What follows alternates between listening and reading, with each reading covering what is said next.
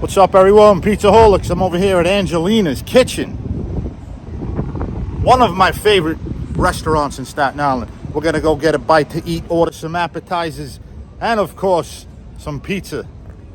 Let's go eat.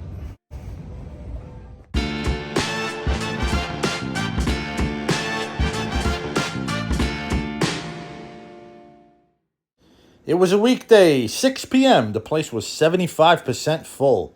Beautiful inside. You feel like you're in an old kitchen.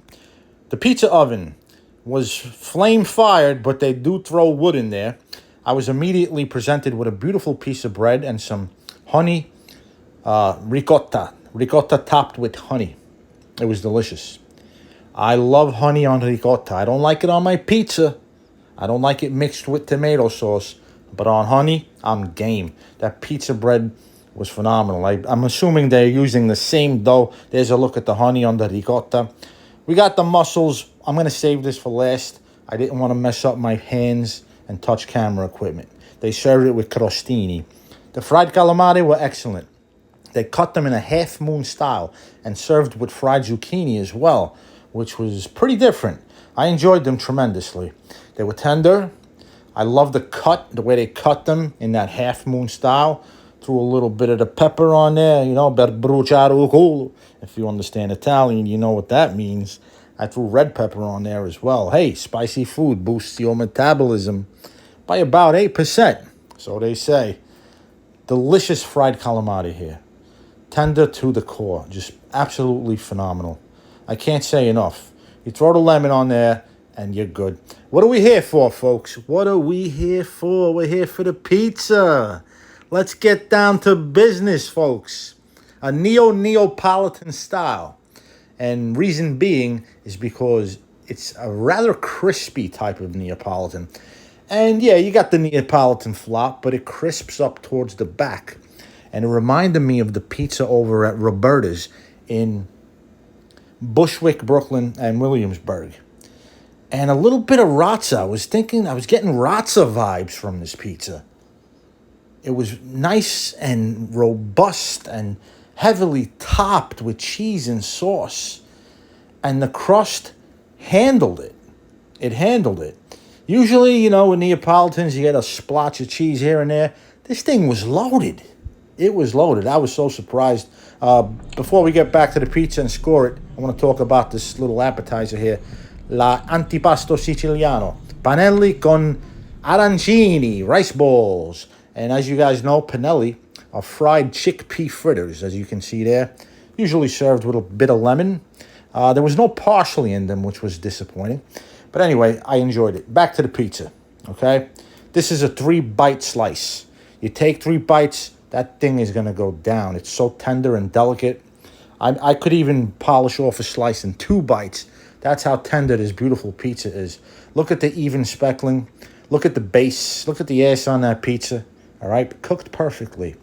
The even amount of speckling all along the brim of the cornicione. Good cheese to sauce ratio. The sauce was very bright. Had a nice raw flavor to it. I don't think it was like cooked or simmered in any way. Again, I can't get enough of the crust. Was it perfect? No, I'll get to that in a second. I want to talk about the cheese. The mozzarella was fresh to the core, but slightly undersalted. You can remedy that by, adding salt to it, right? Maybe a sprinkle of Parmigiano cheese, some hard cheese. Phenomenal pizza. I really enjoyed it. Look at that speckling. Look at the blisters. Even. Perfectly cooked. 8-3. 8-3. 8-3, I think that's a fair score.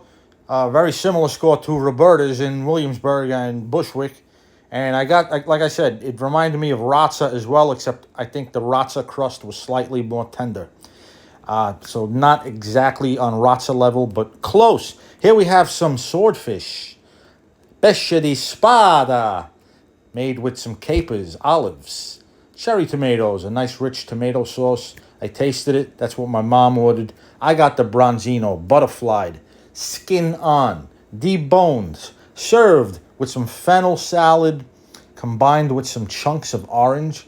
I thought that was a nice touch. I never had a fennel salad like that before. I love Bronzino. They do it really well. My dad got the spaghetti with the seafood, the fruta di mare, the mussels, the vagnoli, the shrimp. You know the deal. I thought it was time for some fiber, so I went to town on that fennel salad. It was nice and crunchy and refreshing and raw. I really enjoyed it. I threw some lemon on the Bronzino, of course, and let me tell you, I mean, I love Bronzino, but I've never had it like this with the crispy skin. Oh my goodness, guys, I'm telling you.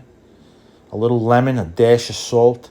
That crispy skin goes so well with that soft, tender, fresh fish meat.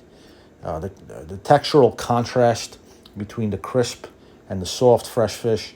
Oh, a little salt and lemon. That's it. That's it. That's how I like my fish. So back to the mussels, cherry tomatoes. They were pretty plumpy. They may have dried out a little bit because I left them on the table. And, you know, like I said, I like to leave the mussels for last because I handle camera equipment. And I don't want to get the camera all screwed up and dirty and oily and all that. Good mussels. And you know what made this plate special? The broth. I got to say, I'm not going to rate anything. I only rate pizza usually. These mussels, the broth was some of the best I've ever had. You taste the wine, the butter, the garlic. Beautiful inside, nice bar, highly recommend.